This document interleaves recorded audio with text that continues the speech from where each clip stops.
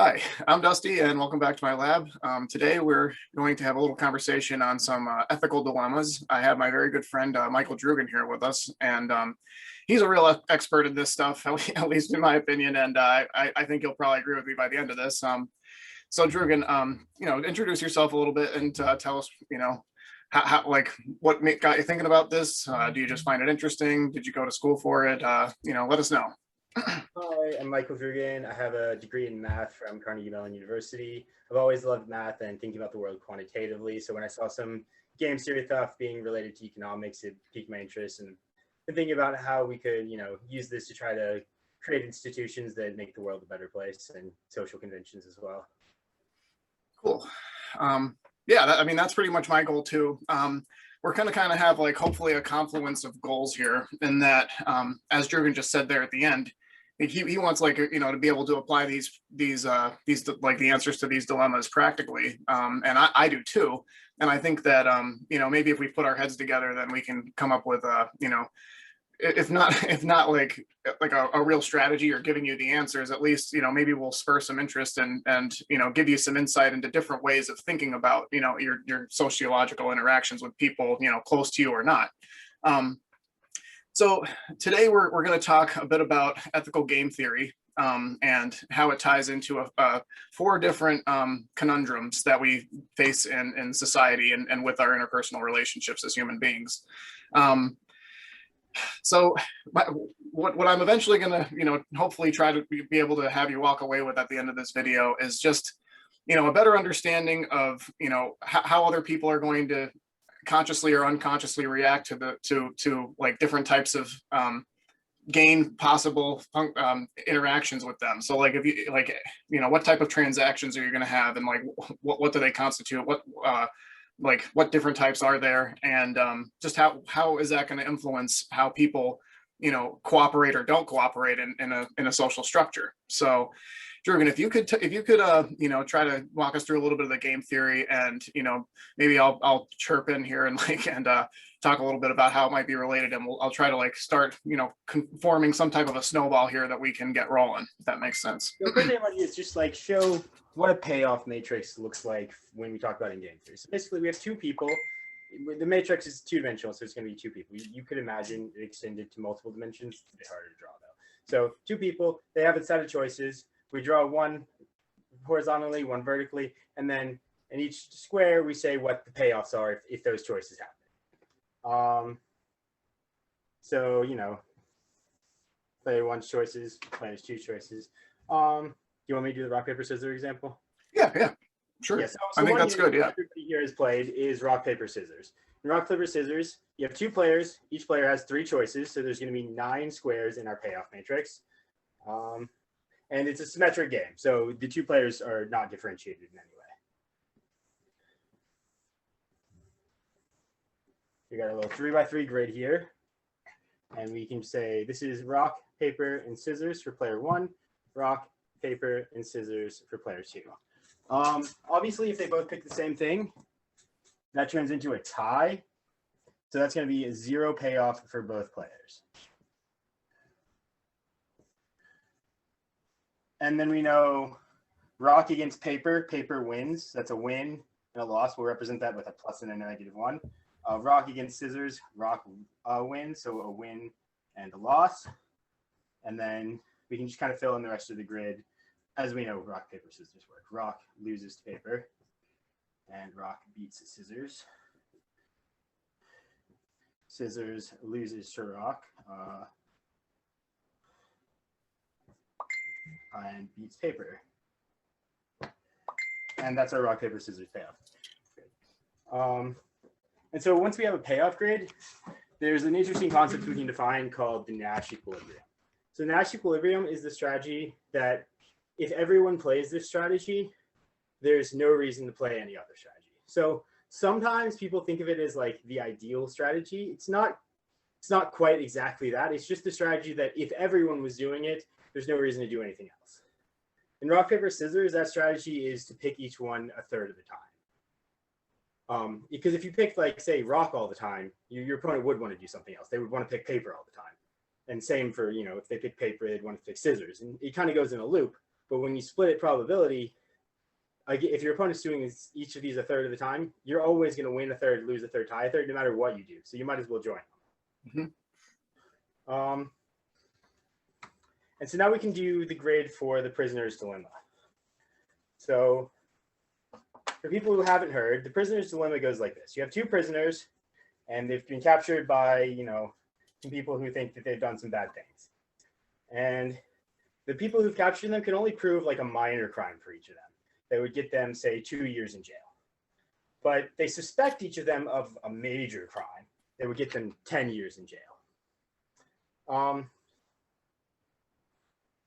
And so they offer each of them a deal. They say, if you rat on your friend, we'll give you either free if he doesn't, we'll free you of the minor crime and like have your penalty for the major crime. And so you can either rat him out, which is called defecting, because you're not helping your friend, or you can cooperate and be nice to your friend and not rat him out. So this concept of defecting is going to be very important. A common popular example of this dilemma is the boat sequence in the Dark. Is it The Dark Knight, Druggan? I think it's not quite right though. I'm sure it's not, but like just so people have some type of reference, it's a situation where do you rat or don't you? If you rat and the other guy doesn't, then you're gonna get off scot-free. Just imagine if the boat in The Dark Knight though is that the way the Joker set it up, assuming Batman didn't come and save them and break the rules of the dilemma, both boats explode in 30 minutes if neither button was pushed. So it's a little I like that because so both cooperating would actually be the worst possible scenario because then everybody on both boats dies. Okay, yeah. So it's a little messed up. The same payoff matrix at all. Okay, all right, yeah. So I guess don't look at that as an example, but maybe an anti-example. But also keep in mind that like in real world situations, these things are always distorted and like they never play out this way. Like and we're going to hopefully talk a little bit more about that.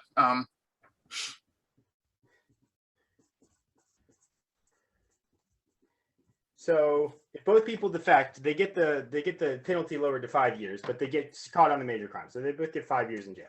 And here these payoffs are kind of bad, so we're going to make them negative. And then if I cooperate and I say keep my mouth shut and my opponent defects, then I get nailed with that 10 years for that major crime, and he gets off scot-free. And same reverse here. Or if we both cooperate, these are negatives. So let's see the Nash equilibrium here. Well, it's no matter what my opponent does, or not my opponent, my fellow prisoner, I guess, but opponent's what I think of for the game. No matter what my fellow prisoner does, I can always make myself better off, assuming I'm just selfish and only care about my years in jail. I can always make myself better off by defecting. If he's going to cooperate, and I can save myself 2 years, and if he's going to defect, I can save myself 5 years. So I always have an incentive to defect. So the only Nash equilibrium here is going to be defect. Like if people just follow their own incentives with no regard for each other, defect is where we land. Mm-hmm. Now, the thing that makes this interesting when thinking about a society is that if this is happening, defect is worse for everybody than cooperate. It's not just worse for some people or worse on average. It's worse for everybody, both prisoners. Quantitatively, and it's very clear to see that in this toy example, and that's kind of the idea. We call that Pareto inefficiency. Like a Pareto optimal solution is one where you can't make it better for everybody. You might be able to make it better for most people and generally look better, but you can't make it better for literally everyone. But here we can make it better for literally everyone by just switching to cooperate. But the problem is that then sneakily they'll want to switch here to make it even better, and then their opponent will want to switch there, and we end up back at what's called the inefficient equilibrium. Okay. All right. Now, really quickly, I'm going to segue here because I think this is a good endpoint. Okay. Now we've talked a little bit about the idea of being the sucker, right? And that's kind of what you're alluding to here. So essentially, what would happen in a perfect world is that there would be collaboration, communication, and they would end in a single play out. Both would trust one another and both wouldn't defect, and then the best outcome would come to fruition, like you're saying. But if this was to play over and over again, then human beings start to see a pattern in someone's behavior, right? And they start to rely on and take things for granted, frankly, of how people are going to act and what the habits that they've built and whatnot.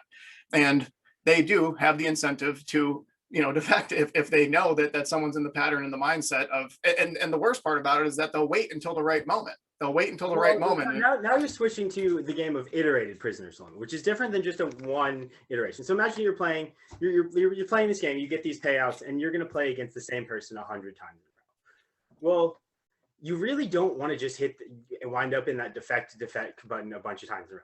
And let's say like you're going to compare your results to like 2 other people playing the game, and like if you guys just follow that one like that instant effect, then you get screwed over by the guys who manage to work together and hit cooperate every time.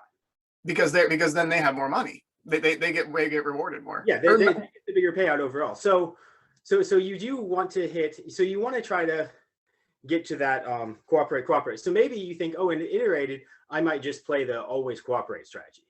But if you get too nice about it, then the guy you're playing with will realize this guy's a sucker. I can just he'll cooperate anyway, and then you end up way worse off because you just land in this square every time.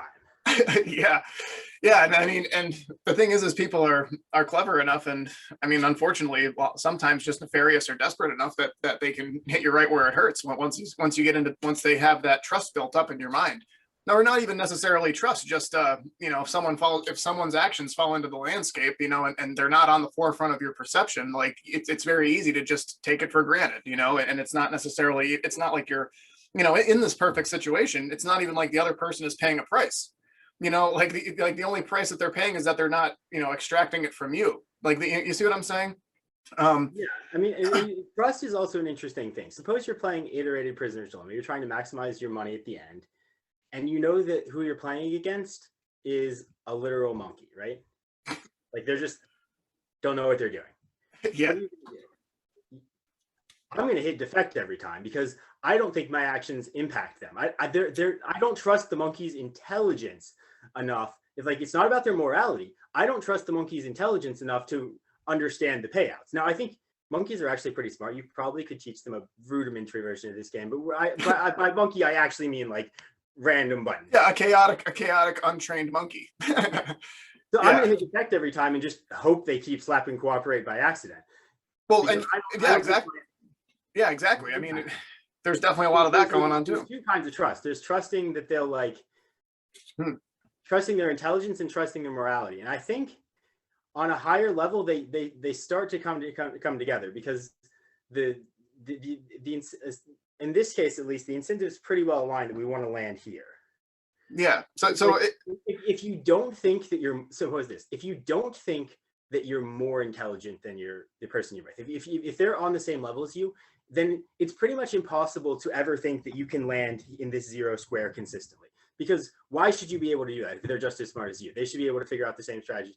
And so if you trust that they're just as intelligent as you, they have the same, and it's a symmetric outcome, you should kind of trust that it's gonna be that we're gonna probably wind up with about the same amount of money, because in expectation at least. Because if not, like what is it that's allowing you to beat them? It doesn't have to necessarily be intelligence. I see what you're saying. Just proper strategy, positional advantage or knowledge over them. But if you're on equal ground intellectually and power wise with them, you should expect that optimizing for both of yours outcome optimizes your own, which means you try to optimize to hit this square as much as possible. Okay, and that's kind of like that's going to be a major driving force behind what might be like a couple. There's actually been an experiment about this. So they took groups of people and they had them repeatedly play this game. It's a variant of the prisoner's dilemma for multiple players. You're given an amount of money at the beginning. You can either contribute it to the pot or not. Like, let's say there's 5 people, they're given $10 and they contribute any amount of that $10 to the pot. And then what happens is the money in the pot is doubled and then split equally between the people. So if everybody deposits their whole $10, then they all get $20 at the end of the round. And so then they play that for a handful of rounds. They found that the higher the average group IQ is, the more likely they are to end up with more money. So basically, if you're playing with monkeys, you're just going to keep all your money, hope they donate some, because like you can't trust them to be smart enough to figure out that we're all in this together and it's to our collective benefit to collect money. But sure. I mean, it also. So I mean, clearly, like All right, I'm going to push back a little bit because I think that, IQ clearly has something to do with it, but I think that it has a lot less to do with it than just perception. Okay. And like environment and circumstance, especially like when you pull it out of a toy, like pull some, like get out of a toy example. Okay. Like in the toy example, you know, intelligent people, they recognize that they're in a game. Okay. And they don't have like their ego or a stake in the race, right? In that sense, like they think about it quantitatively. All right. And largely I think that that's how they've been trained, to think about it, because that's been advantageous to them. But the thing is that in the real world, a lot of people don't have that luxury, and they didn't have that environment, to grow up in. And so, they get into these habits of not doing the math. You know what I'm saying? Like they just act away, and they take what they can get, and that's how it is. And I guess my point is just that, like, this, if you don't like dive too far deeply into the abstraction and the symbolism behind it, and try to think about everything in that way, I think that it's pretty intuitive and common sense that, generally if people work together and cooperate, then things get done better, and rather than if there's infighting or dissent or mutiny, yada yada, blah blah blah. That's a common sense idea. But what else is common sense, from an individual standpoint, especially if you grew up in an environment in which, it was every man for himself. You don't have the luxury of having what, some philosophers call these higher level ethic ideas, right? And then, like, beyond that, it's harder for people to be able to switch their game strategy, right? Because I don't think that they can perceive the difference between, like a game system and their own life. I mean, and how they interact with people. I mean, like, people talk about that, having game, or whatever, like for picking up chicks, or like, like how much charisma they have, or whatever. And it's like, all this plays into the real life game of social interaction. And it's just, I think that, sure, like, of course, people with a higher IQ are going to, excel at this and understand it. Okay, but I just don't think that that's the main factor. I think that it's conditioning. I don't think that any of this is particularly hard to understand. It's just who you happen to be, and like why that is. And I mean, I don't know. Most people, I think, could be intelligent enough to be persuaded to work together in this toy example like this. It's just whether or not they're triggered by some specific, aspect of them perceiving someone else, that they're going to say, oh, well, I'm not going to work with this guy. And that's the thing about it. Like, it only takes it only takes one little defect in some sense, like one thing that you don't like about the other person, that you're immediately going to lump them into the category of, all right, well, they're going to defect. They don't like me, I don't like them. It is what it is. And I don't know. I'm bouncing around a lot here. Yeah, I think an interesting point of that is that it doesn't have to be that you don't like them. It could be that you might think that they don't like you. So it could be you think you're perfectly happy with them, they're perfectly happy with you, but you think that they're going to be unhappy with you, and so you're really scared that you'd end up in that sucker situation where you're the one who cooperates and they defect, and so you just preemptively defect because you're worried that they'll defect, and they could be doing the same thing. Yes. And here's the thing. So now we're going to tie it to the broken window theory. Okay. So I don't know how popular this is. I should have looked it up more, but I originally came across it in the book, the Tipping Point by Malcolm Gladwell. And essentially the concept is just that, you imagine you have a pristine city block. Okay. Literally perfect, but let's say it was just renovated or just constructed. The I's are dotted and the T's are crossed, and it just looks beautiful. But let's just say, some person's having a bad morning and they're walking their dog and they're late for work, and the dog takes a crap on the sidewalk and they forgot to bring a bag. And so they just leave it and go upon their day. Right. And the idea is just that, like, you as a dog owner, or maybe even worse, not as a dog owner, you come across that shit on the sidewalk and you're like, oh, well, the hell with this, and then you go and you throw your cigarette butt on the ground because it's like, well, clearly no one else cares. Right. And it's just like, this is tied together, right? So like, you don't know anything about that person. You never met them. You don't know the circumstance. But example of this. So those rental bikes, the Divvy, that you can buy right around town and park them in the little station as well. So there was one of those stations by a baseball game, and a whole bunch of people rode their bikes to the baseball game, and there weren't enough spots. And so there was a picture at the end of like 200 bikes just thrown in a giant pile next to the station. And so what almost certainly happened was one guy was just like, fuck it, I'm going to throw my bike on top, even though there's not any more stuff. And then the next guy goes, oh, I guess we're just leaving our bikes here. And he left his bike here. And the next guy goes, oh, I guess we're just supposed to leave our bikes here. He leaves his bike here. And then there's like a big pile. And the guy goes, well, I guess everybody else is just throwing them in the pile. I'll throw mine in the pile. And so probably most of these people would, if you ask them, they would, do you think that it's, you know, okay to just leave a giant pile of bikes? Like before this situation ever happened, they probably would have been like, no, that doesn't seem right. I should probably, you know, find somewhere else to park it. Yeah. But once they arrive there and there's a giant pile of bikes, they're just going to be like, fuck it. I might as well add mine on, you know, that's what everybody else is doing. Exactly. Okay. So yes. So, I mean, we I don't know how into politics we want to get. Let's just talk generally about it. I mean, like, here's the thing. It's like people are evading taxes, but that's what the rules are. And everyone else is doing it. So, you know, and it's a perfect example of someone being a sucker, right? Like you're being a sucker if you know about something, but you don't take advantage of it when other people are, right? And it's just I mean, it's brutal. Like what is the solution in that regard? I mean, like we can see the problem very clearly and obviously, but like how do you incentivize someone from parting with their wealth, or, you know, even like just because it's the right thing, or, you know, as we might be able to demonstrate, like just purely logically and quantitatively speaking, it would make the most sense for us as a whole.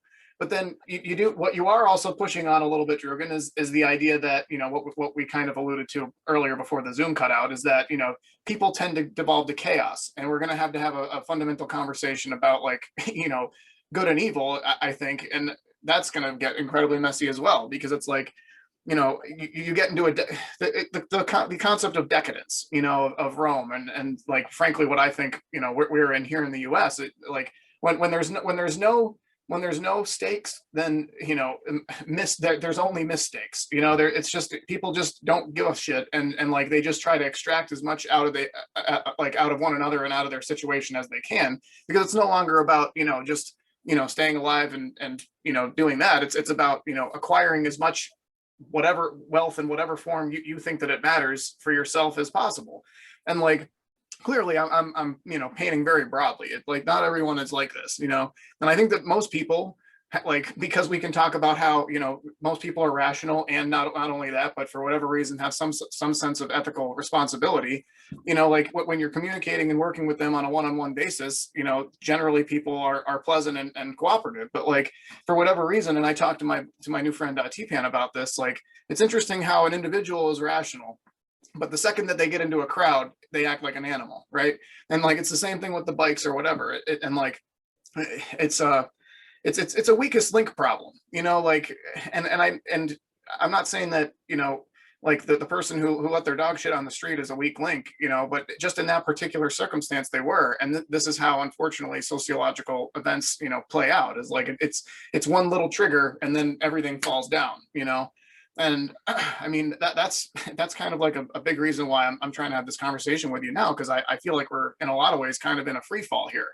You know, like we don't, I think that these dilemmas aren't really, you know, that hard to understand, especially on an individual level. Now, when you try to, you know, apply them to your life, or to like politics, or to society, I mean, then it gets real tricky.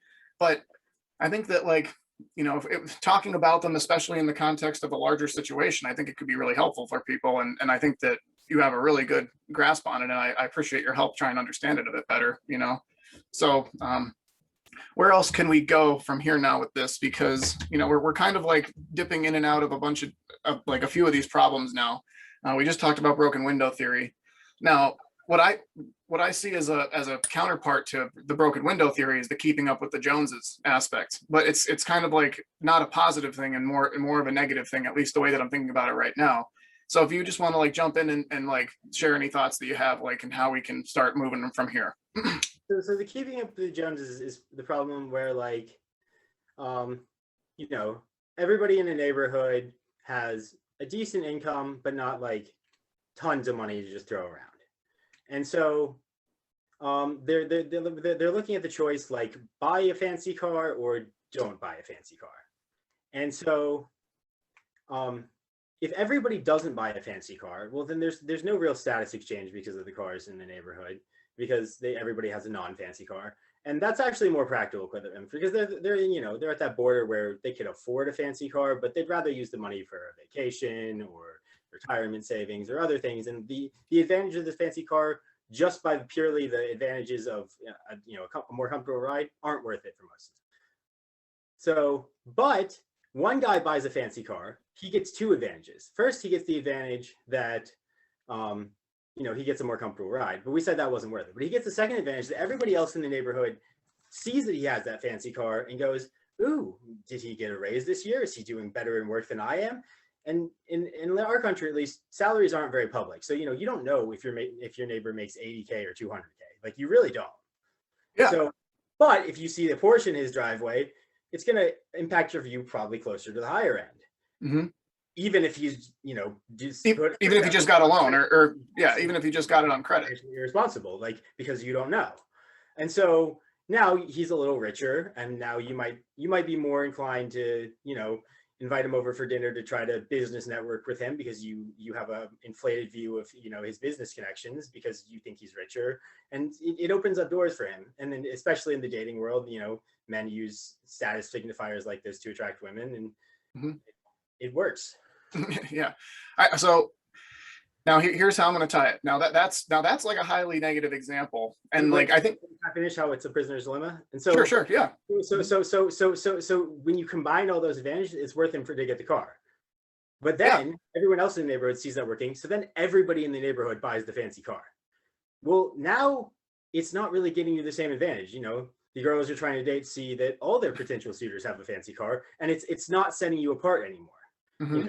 You have to either buy a Rolex too to set yourself apart, or just accept that they're going to see you at the same level as all the other guys in the neighborhood. It doesn't, all the advantages go away because the social status is what we call zero sum.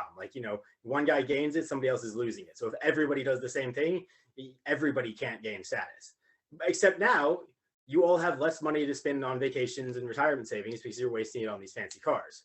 So unfortunately, the Nash Equilibrium here is everybody buys the fancy car, but that's worse than everybody buying the affordable car and saving more for retirement. Mm-hmm.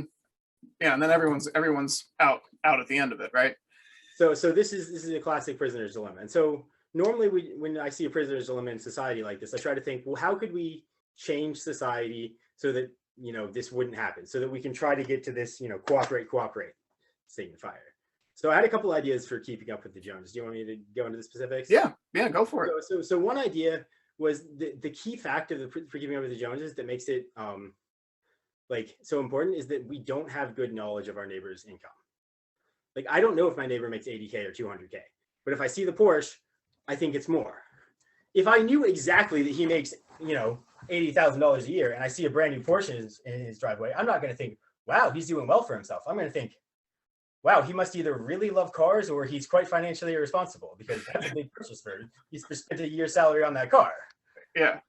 And so the status just goes away. So basically, if people have more information, this kind of fake information, a car is not a very strong signal of somebody's wealth. Looking at their bank accounts and their tax returns is a strong signal of their wealth. So if you had more information, then you wouldn't have to use this fake information. You wouldn't have any reason to put on airs like this. So the question is, how do we get that information? I mean, the extreme example is the IRS should just make a searchable database where you could see how much income tax somebody paid.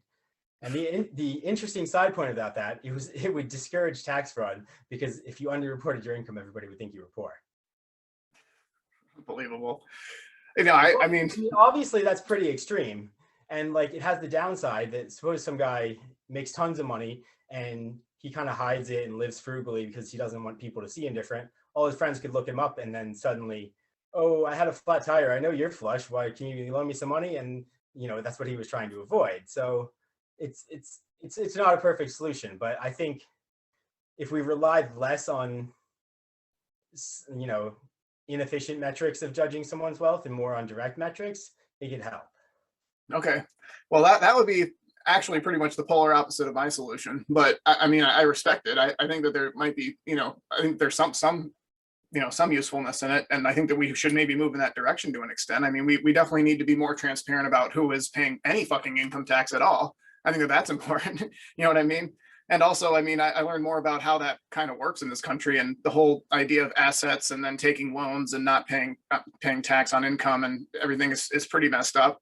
And like what you're talking about is like the traditional, like, truly negative example of keeping up with the Joneses. Like another concept and good example is like a college degree. You know, like if everyone has it, it's not useful. And like how you said that. There's the thing with the college degree.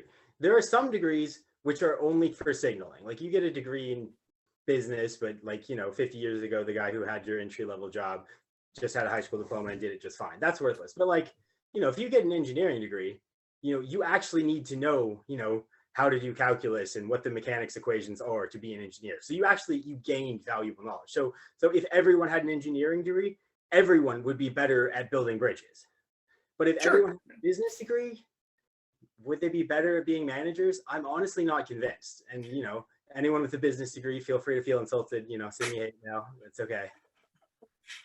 Yeah, I mean that's a little prickly. I don't really necessarily want to go there. I mean, just like in general though, and like where I want to tie it back to is like, okay, we can talk about a Rolls Royce or a Porsche and signaling of status, and like what you're also, I think what we can kind of allude to here is that, whether you're meant to or not, there's other forms of wealth other than monetary, right? So like there's intellectual wealth, or maybe what I think is going to become increasingly more important is lifestyle wealth. Your ability to be able to be disciplined and habitual in your life and just not hate, like not suffer, a significant portion of each day. And I mean, it's pretty clearly documented that, like money doesn't always, like result in happiness, and that's a gross oversimplification, but I think that people get what I'm saying, right? And like, as far as like how I think that the keeping up with the Joneses thing can be kind of twisted into a positive is just the concept of comparativeness and comparative, wealth, or like compare and kind of like to tie it back to what I think is going to be the new wealth is like, spiritual or lifestyle type wealth or habitual wealth. And like, the dog takes a crap on the sidewalk and you're happy to pick it up and throw it away, and not necessarily because you're just signaling to someone, but because you can see the bigger picture of the fact that by setting this example, you're going to be able to propagate these positive behaviors. Like, and you have to think, and I mean it is documented to be true that leading by example does work. Like that's pretty much the only thing that works. Like, in order to remain happy picking up the crap, though, you're going to need to eventually see some evidence that it is propagating. Sure. Yeah. Neighborhood, I see some crap. I'm going to set a good example. I pick it up. I might do that a few times. If I've been there for a year and I'm picking up crap every day, and everybody's using it, I'm the only one picking it up. Fuck those guys. Well, exactly. Yeah. No. Absolutely. And I mean, here's the thing: we're all shitting on everyone else's sidewalk. Okay. And a lot of times we're not perceiving it. You know what I mean? And like that makes it even more confusing, because it's like, yeah, I mean, if we were all perfectly rational, and these things I don't think are that hard to get, your dog shits on the sidewalk, most people know that you're supposed to clean it up, and frankly, if they didn't have the psychology of like, oh, well, no one else is going to do it, or I've been cleaning up everyone else's crap for 5 years, like, then they wouldn't be happy to do it, because they would feel like it's the same thing as like your tax dollars. Like I've heard it's pretty eloquently put that, like, the reason why people in Northern European countries are, don't have a problem paying taxes is because they feel and they believe that the money is going to go towards the betterment of their society and their culture, and just their country. And like here in the US, it's literally completely the opposite. It's just, it's completely individualistically, like, parsed out and thought about, and like, how much am I getting taken away from me? And people can't perceive, this, because I mean, what is it? Because I don't think people in America are wrong, given the state of America. I think our tax dollars are used incredibly inefficiently. Yeah. And I'm not going to say that no good is served by our tax dollars. Sure, there's some Medicare and some social programs, and it keeps the roads paved. But like, how much does $1 do? Probably way less than I would expect $1 to do. Well, I mean, it's such a perfect recipe, for hatred of the system, because simultaneously, we feel as a, just the 99%, if you want to put it that way, that we give so much, give this tax dollar, and we really don't see very much, and then simultaneously we see these billionaires not pay a penny. That's a 1-2 punch. Like, you can't. you can't just ignore that, you know, and I think that people are progressively not no longer ignoring that, and no longer thinking that that makes any sense or is fair, you know, and like, I think that, you know, I think COVID is not paying stuff is mostly inflated. Like the reason there's like the vast primary reason that they don't pay money is because their wealth is in what's called unrealized capital gains. yeah, So, you know, absolutely. Bezos has Amazon stock that's worth $1 million. It inflates to be worth $100 billion. He hasn't sold any yet. So he'll pay money when he'll pay taxes when he sells it. He just hasn't sold yet. And so trying to change that is really hard, because if you force him to sell his stock, it completely changes like the ownership dynamics of Amazon, which probably makes it harder to grow to that size in the first place. So I'm curious. I mean, here's the thing. This is my understanding. I watched a really good video. I could send you the guy's channel. He does a good job, but he talks about how basically these, you know, Elon Musk, for example, he brags about how he. One thing first. Sure. Yeah. But I'm going to say, even if I'm right, and it's totally fair that Bezos doesn't pay taxes until he sells his stock, it's still bad that the perception that he's not paying taxes exists. Yes. Because even if the perception is false, the perception exists. People think that they're getting a raw deal, and it makes them not want to cooperate.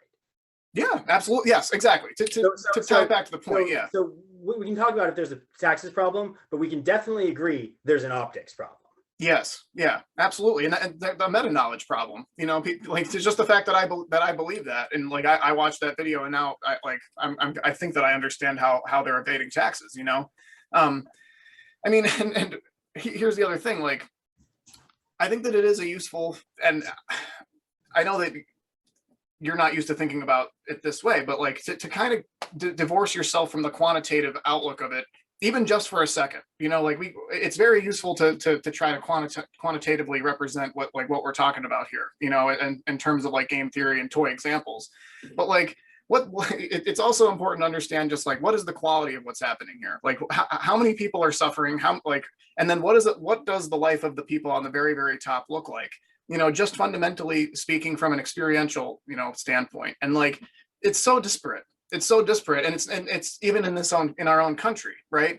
And I mean, as far as like, you know, this whole concept of, you know, you shouldn't pay income tax until the capital gains, and like, I mean, what they do, Druggan, is they have these assets, and then that allows them to get loans, but they don't pay money on loans, right? So Yeah. and it's just like, I mean, I know that is a unique system. That is not how it works in other countries. Like, if this guy the YouTube video that I watched, he's English, and he's just flabbergasted by how this works. He's like, he researched it a little bit and is like, you don't pay taxes on unrealized capital. Some countries like Denmark don't have taxes on capital gains, period. Not just unrealized. Like, if your stock appreciates, you don't pay taxes on that in Denmark. Yeah, it's above my head. It's above my head at this point, Drew, and I would need to learn more about it. But I do just know a lot of their taxes are through what's called a VAT. A VAT? Value added tax. So a VAT, instead of taxing income, you tax consumption. Yeah. Okay. Yeah, I've heard that. It makes sense. It makes more sense, frankly, in my opinion. I mean, so here's the interesting thing. From an optics perspective, I think a VAT is good. Like a VAT, I think it works pretty well and has less like accounting issues than some income taxes. It's harder to evade. But if you do the math of VAT, it sounds like you would think a VAT would tax Bezos more than he's paying now, right? Because he has no income, right? And he's paying taxes on, like, he's not paying taxes on the stuff he buys. Like he takes out $1 billion loan, buys $1 billion yacht. He hasn't paid any taxes, right? Mm-hmm. Yeah. But interestingly, if you do the math, a VAT is equivalent to an income tax and not equivalent, and a 0% tax on capital gains. Yeah. So it's actually very favorable to the billionaires, even though it doesn't seem like it is if you get into the math of it. There must be there clearly must be some other restrictions on it. I mean, and here's the other problem. I mean, there are always going to be tax havens, and like, you just disincentivize people from doing business in this country. And I do get that angle, but I mean, I think that, you know, just on face value, the meta knowledge of the fact that something is not right. I mean, it's pretty much as simple as this, like, and it comes back to, you know, we can talk about these toy examples, and, you know, what's most quantitatively beneficial, you know, in certain circumstances, but whether people are consciously aware of it or not, things in this country are kind of upside down. And like, here's just a good example. Like, during the peak of the pandemic, I was walking down Philadelphia street, and we were trying to eat outside, and we're eating outside. We get this table, outside or whatever, and like a block down, there's some more people eating, and like right across the street from them is some homeless person, like basically nodding out on the street, and it's awful, and like right next to where they're eating out, there's a dumpster. So it's like as they're eating their food, they're smelling this dumpster, and it's like, and another example is like sitting in traffic. Like some people have this intuitive feeling or sense that like something is wrong, like that we're not expending our resources properly, and we're not capital. And this is another one that Malcolm Gladwell talks a lot about. We're not capitalizing on our talent or like our human ability, like and it's just we're cutting off our nose to spite our face, and trying to rationalize and prove to ourselves that we're right after the fact. Like we're other countries have proven that that things can at least be better, in certain regards than others. Then countries have proven that what things can be better. Well, not homeless people in that particular situation. Let me put it that way. You know what I mean? And like solved homelessness, like not homelessness entirely. And that's what I'm saying. I think that like you want to break it down to a binary. Like, is homelessness something that's eradicatable? No, clearly not. People are always going to choose to do that, but like what I'm saying is that a lot of these people have mental health issues that could be treated in a proper way, and they could probably be productive productive agents in society. But we like, again, like where do our tax dollars go? They go to methadone clinics and a bunch of programs that don't seem to really be tackling the problem or helping at all. I mean, that's the perception.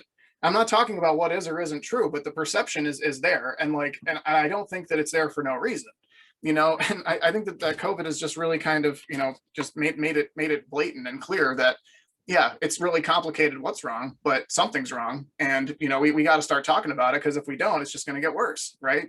So one other controversial factor is that America is a lot more diverse than countries like, say, Iceland. Absolutely. Yeah. So I think that makes it hard. So like, let's say the Black people don't necessarily trust the white people to use the tax dollars efficiently, and the white people don't think that spending tax dollars on the Black people is worth it. So then both of them are going to be, mad about how the tax dollars are being spent, right?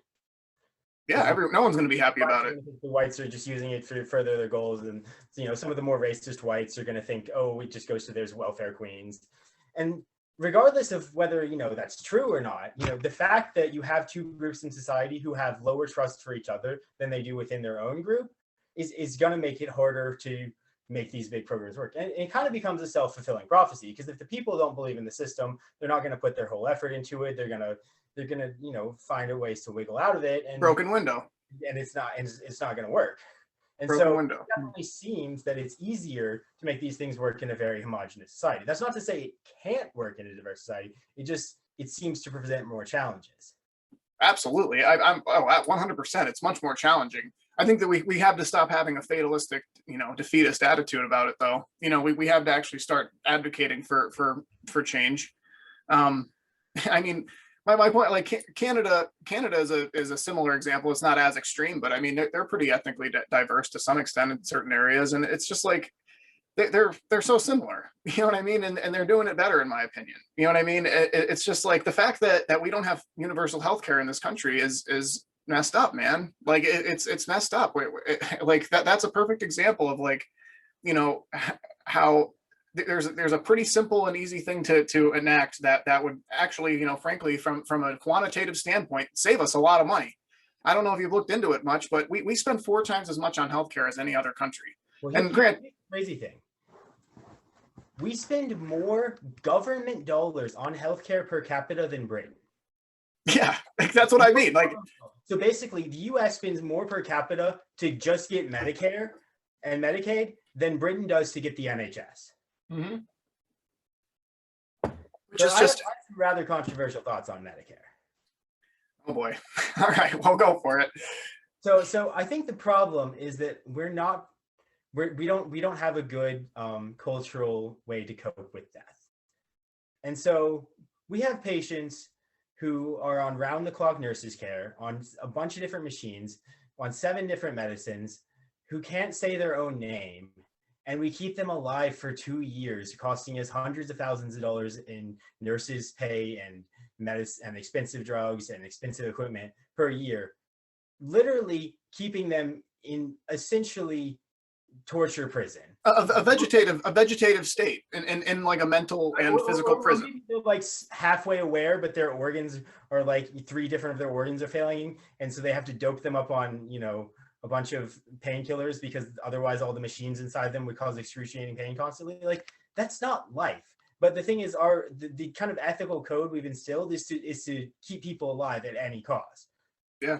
And we end up spending a ridiculous amount of money on Medicare because of this kind of care. And sure. I think most people would say, okay, would you, if you had the option, would you rather take, like, let's say, would you pay a large amount of money to have yourself be kept in that state rather than just to let die 6 months earlier? Well, I mean, that's why they do wills and whatnot. I mean, yeah, I mean, most people fear suffering more than anything else, but it's a lot of times it's too late. They get stuck in it before they can get out of it. And so when we have, the problem is that we have the government sponsoring the payment of all these things. So it's obviously not worth it to keep these people alive, but we have, you know, we have the government pay for it. And so even people who couldn't pay for them to keep themselves alive are basically forced into this torture situation. So like, almost every doctor I've talked to has a DNR. Do not resuscitate. Yeah. Because they see what happens to the patients after they resuscitate them. I've run wires and done surveillance and access controls in nursing homes, and it is terrible, you know. And this is kind of what I'm talking about. And like, yeah, I agree with you. I mean, I think that, like, yeah, when you take like what you just said to its logical fruition, it is kind of ugly. But I mean, the reality is just as ugly, if not worse, like you're saying, you know. And I mean, I guess that my point is just that, like, you know, Medicare, like that's one example of Medicare being kind of a mess and costing way more than it should because of a bad reason. But like, I think, and like, it kind of pulls into doubt like the efficiency and like whether or not this system is worthwhile to try to bolster. You know, like, is it worthwhile to take the Medicare system and say, you know, the hell with private healthcare, and we're going to put our trust in this system to work. Meanwhile, it's doing this. It's like, and how that ties into our cultural attitude of like, you know, all life is precious and we have to save human life at all cost, right? And damn, I don't know. I think that it's just I think that it's just, there's a lot of unnecessary suffering. And one thing that Malcolm Gladwell talks, one of his newer talks that he's had, he talks about how we just don't capitalize on human potential in this country. You know, like it slips by the wayside, and it's because of the way that our institutions and the way that our perception is. Other countries are much better at you know, training professionals and getting people into a high paying or a high status position. Push back when you keep saying other countries are better. The U.S. has a higher GDP per capita than almost any country. Like, well, GDP is one thing, but I mean, I'm talking about mental, spiritual, and emotional health and well-being. I'm not talking like, I'm not convinced they're more well-being. Like, I think this fetishization of the Europe is a political thing. I don't think it's actually better over there. You know, they're poor, they have their own problems. And it's very easy to sit on the other side of the ocean and, you know, grass is greener at all. And I don't think the grass is greener. The US has problems, don't get me wrong. I just don't think it's one of those things where, oh, we're the stupid ones and everyone else is doing it better. I don't see that. Well, I mean, Druggan, they don't have as many mass shootings. You know, we're not fighting over masks. Yeah, they have less guns. Well, that's smart. That's what I'm trying to say, bro. Like, you know what I mean? Yeah, because less people die. It's as simple as that. Like, in my mind, it's like, why are we going to have a petty squabble over rights when people are dying? It's like, the classic argument for the Second Amendment is that the population having a lot of guns is a check on excessive tyranny from the government. Which is nonsense. We have drones. We have incredible weaponry and bombs and just devices. Here's the thing. The question isn't if the U.S. came down with full force to crush the people, could it do it? That's never the question. The question is, can the populace put up enough of a fight that it changes the popular perception so that the soldiers won't want to crush the populace? Because here's the thing, the soldiers are people. Like, they're not going to want to be like, yeah, okay, we could nuke Chicago, we could firebomb New York. But like, but way before you get to that point, you're going to have generals going, these are our own people, we can't do this. So if the people are just helpless little sheep and the tiniest bit of force keeps them in line, well, you're going to find generals who will apply that tiny bit of force. But if it takes a fuck ton of force, suddenly you're not going to have the political will within the ruling party, within the military, to apply that force. So if the populace can resist enough, even if it's not resisting enough, like in absolute power to beat the government, they could just have to resist enough that the government loses its will to enforce the tyranny. And that, I think, is legitimate. Okay.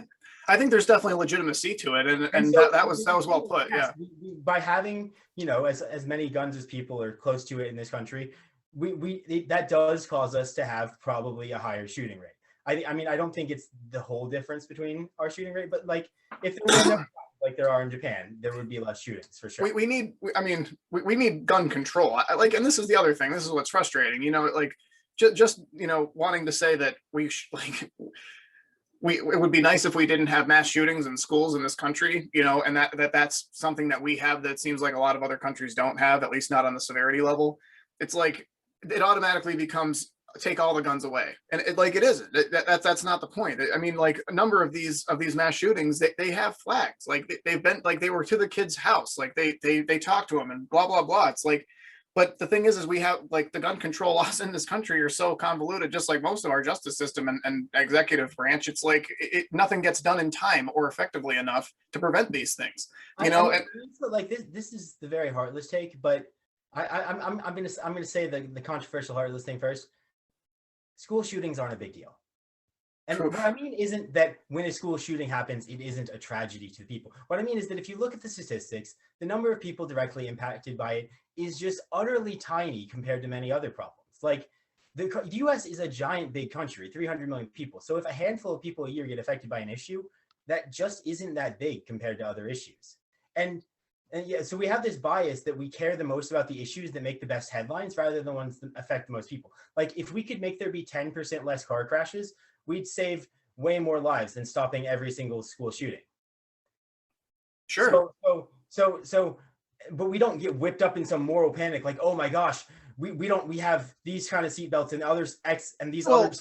Well, bro, it's less practical. It's a less practical solution. Like, yeah, I mean, like you're kind of comparing apples to oranges in some sense. It's like what I'm saying is that do people need semi-automatic weapons? Like, and like even that's a gross oversimplification, but like it just seems like the line is a lot easier to draw, and it's a lot easier to take someone's gun away than it is to restructure all of society, and that's maybe why, you know, there's a strong inclination to try to do something about that problem, you know, even if it is insignificant in the grand scheme. It's like I think it's just about the fact that people don't have a good idea of scale. So I don't think I disagree, man. Our intuitions are tuned to our social circle. So like if you had a social, if you have a social circle that it's like a few hundred to a few thousand people, right? And so if you hear that, like, you know, a few people in that social circle were impacted by this issue, like, you know, that means that maybe you can estimate the incidence of that as like, you know, 2 out of 1,000 or something, if 2 people out of your 1,000 social. And so, but then when we have a giant country with 300 million people, and things make the headlines, it messes with that intuition. So if you hear 15 kids died in a school shooting, you intuitively compare that to the size of your social circle, and you're like, oh, this is an issue that affects 15 out of my social circle. But it's wrong. You're comparing it to the 300 million in the country, and actually, like, you know, it ends up being affecting, you know, orders of magnitude less than car accidents. Well, I disagree, because it has ripple effects, and like, yeah, that maybe only 10 people died in the shooting, but that's post-traumatic stress disorder for everyone who was involved, and then the whole family, you know, like nothing is just as simple as like how many people. Car wrecks, you know, your mom dies in a car wreck, you're going to have trauma. Every unexpected death causes that. I mean, school shootings are probably a little larger ripple effect. Well, they're incredibly violent, and they reveal the darkness of human nature. And this is what I'm talking about, Druggan. Like, you can't quantify this stuff. And like what the quantities on the macro scale represent is the micro interactions of our own individual psychology. Okay. And like, and that you destroy a person's life by some horrific event, and like that's what PTSD is, man. Like, and that's what a lot of people in this country, I think, are dealing with, and it immobilizes you. You can't, like, you can't get up, you can't, you know, fix yourself, because it's so, I mean, they're talking about MDMA therapy for vets and whatnot. The veteran population is a great example. You know, they're incredibly capable. They're in their army platoon or whatever. Something horrible happens, or they just come back from war and don't know how to, you know, reinteract with society, become incredibly depressed. You know, it's like, sure. I mean, and it comes back, you know, you want to talk about GDP and like quantitative analysis of, like, you know, how the US isn't as bad as other countries. But, you know, if we talk about mental health, like, you know, health care, like, just, you know, all right, yeah, in the grand scheme of things, you know, car accidents kill a lot more people than mass shootings do. But it's the quality of the act, and like, and the preventative nature of it, like, there's so much more context and nuance in individual, you know, situations here, you know. And like, just the fact, like, you know, when someone gets murdered, you know, the family wants their event, like they want to see justice for, you know, the person who committed that act. It's a similar type of psychological aspect. And it's like, these things are the types of things that, unfortunately, when something really bad like that happens and it affects a person in a certain way, it snowballs in their mind over time, you know, and like, and it dominates their life, and that's an overall worse situation for humanity. It's the same thing as the problem of the commons with the oil burning versus the wood burning stove. It's like, oh well, I want my gun, and you know, it only really hurts this many people in a year or whatever, and compared to this guy over here who has, you know, the rocket burning fuel stove. And I'm just making shit up now, but like, you see what I'm saying? It's like, it's very easy. I think you might be misunderstanding. Let me be clear. So the presence of guns provides a negative society, that we have, you know, more of these mass shootings, but mass shootings are a small percentage of all shootings. Most shootings are done with handguns and are gang related.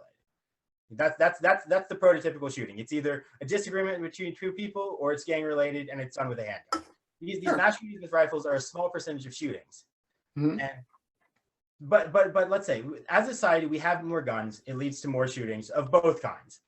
You know, more gun suicides, more gun homicides gang related, more gun homicides personal related, more gun homicides mass shooting related. We get all those negative effects from more guns. And then the positive effect we get is resistance to tyranny. It's a fear-driven argument. It's a fear-driven argument. The question is, you know, we have some negatives, we have some positives. Are the positives worth the negatives? And the second question is, if the positives aren't worth the negatives, can we change it? Because here's the thing, we might say it would have been better off if they never had the Second Amendment, guns were banned in the colonies from the start. But given that we have so many guns, it's not easy to get back to it, because there's so many illegal guns on the streets already. Like, we're never going to be able to confiscate them all and get to as few guns as Japan. Like, it would take an absolute tyranny to do that. I think we would see genuine armed revolution before we could get to less guns on the streets in Japan. I agree. So Japan, even if Japan is the ideal, it's not an option. Yeah, no, you're right. So we have to look at a change and say, like, okay, if we make this change, how much less shootings can we actually reasonably expect? How much does this erode on tyranny? And then, you know, see if it's a positive or negative trade-off. And so it's such an abstract concept to prevent tyranny. And I think that this is kind of a big problem. Like, you know, just like, and I wasn't trying to be like, you know, dismissive or anything, saying that it's fear driven, but it's just like, it's based on an abstract possibility. You know what I mean? Like, and this is the problem with consequentialism. It's such a large thing. It would affect, if tyranny increases a little bit, it impacts everyone. I don't even think it's necessarily like tyranny. The way, like, the kind of negotiating power works, it gives more power to the people over the government, even if the government isn't like actively scared, oh, if I pass this law, it'll be an armed revolution. It's just kind of, it just changes the power calculus, and that filters down through, so that, you know, even when it's not close to that, it's like, because it's going to be like, oh, I could pass this law, but then this will piss off these people, and they could do this, but then I could do this, and, you know, three steps down the line, it might lead to armed revolution, and that filters back to make it not a good idea to pass it, even if it's not an immediate concern. So it does affect these kind of negotiations between the government and the people. And so it's very, very hard to quantify, but being Yeah. aware of it, I think, makes it feel a little different. Yeah, and I mean, frankly, that's the whole point of this. I don't think we're not going to walk away with answers necessarily, but like at least we're going to walk away with tools for thinking about these things, and maybe like draw attention to them. What things are important, which ones aren't. Because like you're bringing up that some of the things that I'm worried about might not be as important as I think, or like some of the solutions might not really be viable. I think that really like try to think about try to think about where you are, who you interact with, what your job is, like what you want out of your life, and like all of these different things, the way that they tie together, and like what it like kind of narrows down what your possible actions are, and like which ones actually make sense. It's kind of like a sanity check. It's like by boiling it down into these rational logical symbols, you can start to, even if you like kind of go down a rabbit hole, and like I think that this is a big problem. People get blinders on, and they try to think of everything as each individual circumstance or instance, and it's very difficult to take all of these into account at one time while simultaneously representing them properly symbolically. You know what I mean? So like, and that's what I'm trying to say, really. Like, the logic part's easy and it's intuitive, I think, but like, like putting it into the game theory charts, like understanding it in an articulate, like verbal way, and then like ideally in a practical, common sense, human interaction way could be really helpful, for people. Because I know that like if I had started thinking about these things a little bit longer ago, my life probably would have been a lot less chaotic and a lot more understandable, So I guess like other than like just transparency of tax information, like what do you think the bigger answer is, and like how do we avoid like this act of being the sucker, or getting into interactions with people where we try to where we think that we can trust them and we wind up getting the short end of the stick. I don't know. I think that the biggest thing that we can do is just lead by example, and like what has worked in my life is leading by example, and then slowly just kind of, even if it's not fun all the time, you got to keep a little bit of a tally of how. I think there's really two different strategies, I think, in more like personal interactions and like broad scale, like countrywide interactions. Like I think in the context of a large country, I think it's pretty like, maybe over time, social trust can go up and we can get to the point where everyone just kind of pitches in the whole country. But like right now, we're not there. And I think trying to make policies assuming we are, just expecting people to be better, I think that's mistaken. Instead, what we need to do is we need to make institutions that like align the incentives. And so like a perfect example of this is carbon dioxide. So currently you can pollute you can burn as much gasoline as you want, and it's not illegal. You release as much CO2 in the atmosphere as you like. And so if you have like a power plant, you want to release some CO2, you do that, and that impacts the whole country negatively by a little bit by contributing to global warming. And so an easy solution for this is to tax carbon. So say for every ton of CO2 that you emit for your activities, you pay a fixed rate. And then we take all that money and we just pay a carbon dividend to the whole country. And so the great thing about this is that if you make the tax, if you set the tax right, I don't care if this company over there is emitting carbon anymore. So like, let's say, because if the tax is the right amount of money, the average negative impact that they're doing by emitting that carbon is exactly made up for by the tax. So I mean, it's a little bit tricky to get that number, but and ideally, the tax that would be collected would be put towards public funded research for renewable energy. It could be put towards that. I mean, one idea is to just give it to everyone as a dividend. Just give, like, it's like, hey, like you fucked up my atmosphere by putting more carbon in it. You owe me. Like, I see. You got to make it right for messing up that atmosphere. But they're also supplying you with your electricity that you're paying. But no, here's the thing. They're supplying themselves with the electricity, and I'm buying it. Yeah. Okay. Yeah, I see what you're saying.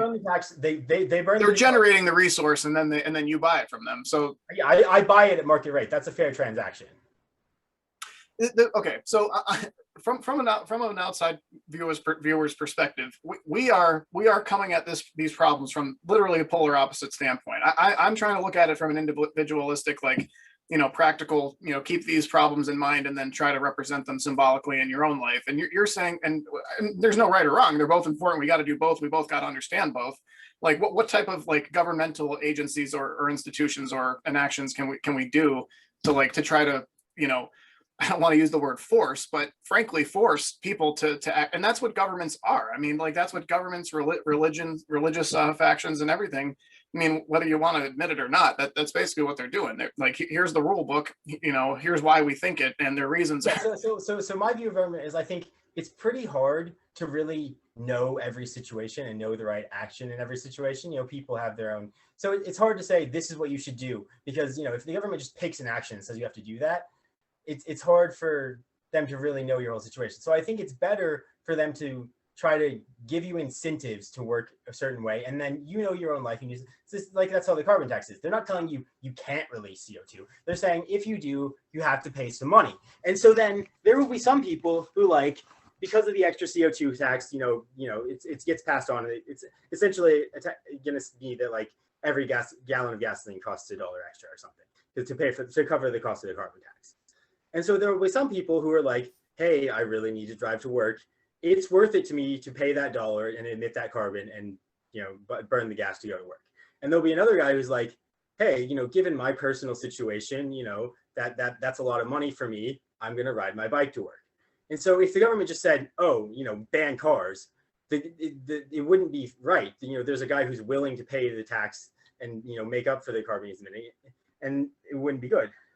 And so by creating an incentive, you let people incorporate that incentive into their own particular situation and make the best choice with their knowledge. And it gives you a lot more freedom to have everybody make the right choice than if you just legislate from on high the correct choice. So I'm much more in favor of like a carbon tax than I am, banning cars or something like that. Sure. That makes a lot of sense. I like that too.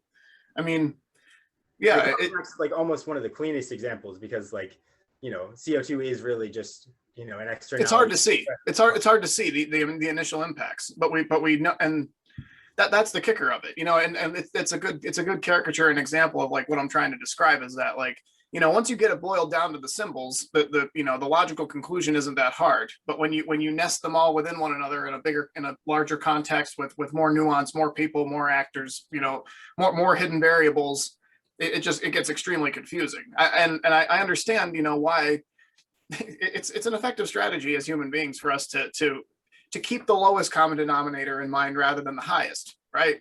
And that like we can't just, it's harder to get someone to do something. It's almost impossible, frankly, to get someone to do something of their own volition. I don't know. I mean, especially if it's to help someone else.